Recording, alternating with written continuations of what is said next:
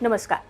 आरक्षण को लेकर देश में रह रहकर सियासत तो भड़कती ही है, साथ ही आम लोगों के अंदर की नाराजगी भी भड़का देती है, जो हिंसा में बदलकर सियासत के सिस्टम पर सवाल खड़ा करती है। ऐसा ही कुछ हुआ बांग्लादेश में, जहां आरक्षण को लेकर जबरदस्त हिंसा हो रही है। बांग्लादेश में सरकारी नौकरियों के आरक्षण के विरोध में हिंसक प्रदर्शन ने पूरे देश को एक गंभीर संकट में डाल दिया है।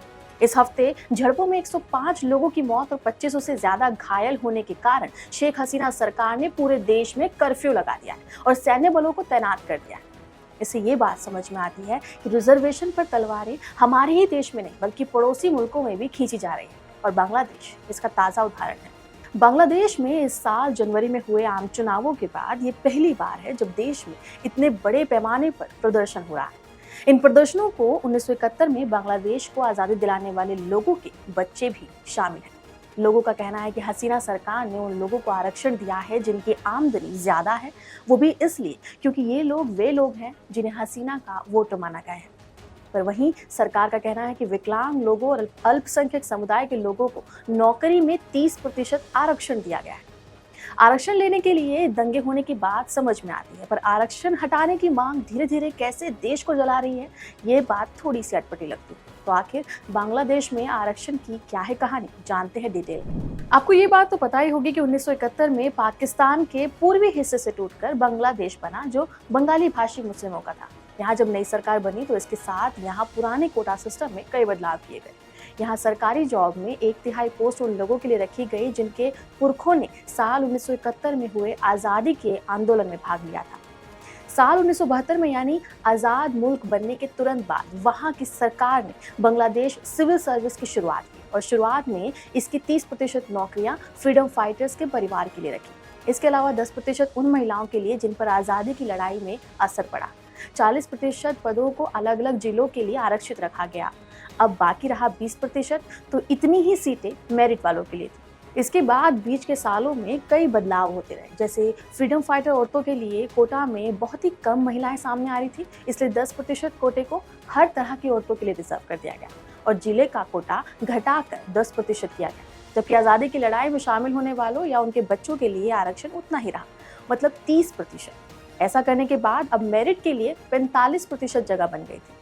लेकिन इसके बाद यहाँ साल 2012 में सरकारी नौकरियों में 1% आरक्षण दिव्यांगों के लिए भी रखा गया।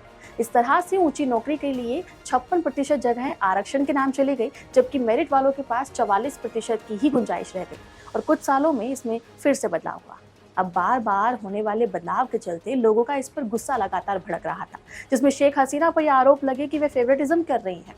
दरअसल हसीना बांग्लादेश के फाउंडिंग लीडर शेख मुजीबुर रहमान की बेटी है। उनके बारे में कहा जाने लगा कि वे जानबूझकर आज़ादी में हिस्सा ले चुके परिवारों के बच्चों के लिए 30% सीटें रखे हुए हैं। समय दर समय प्रोटेस्ट हिंसक रूप लेने लगा। हालात ऐसे बने कि स्टूडेंट्स ने सरकारी वेबसाइट को ही हैक कर लिया और उस पर कोटा खत्म करने के बैनर लगाने लगे। आखिरकार साल 2018 में शेख हसीना सरकार ने काफ़ी बड़ा फैसला लिया। उन्होंने अप्रैल में सरकारी जॉब्स में आरक्षण को खत्म करने का ऐलान कर दिया। तब से लेकर अभी तक बीते 6 सालों में बांग्लादेश की नौकरियों में रिजर्वेशन नहीं था। लेकिन इसी बीच आज़ादी के लिए लड़ने वालों के परिवारों ने सरकार के फैसले को गलत बताते हुए कोर्ट में पिटीशन फाइल कर दी। ये वही पिटीशन है जिस पर इसी साल जून में फैसला लेते हुए अदालत ने माना कि रिजर्वेशन हटाना गलत था और ये दोबारा शुरू किया जाए। बस फिर क्या था, फैसला आते ही देश में एक बार फिर से प्रोटेस्ट शुरू हो गए। हाल ही के रिजर्वेशन में बांग्लादेश की स्वतंत्रता सेनानियों के बच्चों को 30%, महिलाओं को 10%, अलग जिले के लिए 10%, जबकि एथनिक माइनॉरिटी के लिए 6% कोटा है। बांग्लादेश में हिंदू माइनॉरिटी है, लेकिन उनके लिए कोई अलग रिजर्वेशन नहीं है।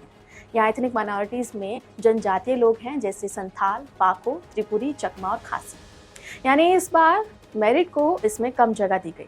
लोगों में गुस्सा बढ़ता देख फिलहाल सुप्रीम कोर्ट ने महीने भर के लिए रिजर्वेशन सिस्टम को होल्ड पर डाल दिया है और इस दौरान सुनवाई और फैसला हो सकता है, लेकिन लोगों का गुस्सा शांत होने का नाम नहीं ले रहा। इसके लिए सरकार ने राइट पुलिस को तैनात किया है, जिसने प्रदर्शनकारियों और प्रो गवर्नमेंट स्टूडेंट्स ग्रुप के बीच हिंसक झड़पों के दौरान आंसू गैस के गोले दागे और लाठीचार्ज किया। बढ़ते तनाव के बीच कई जिलों में अर्धसैनिक बलों को भी तैनात किया गया है।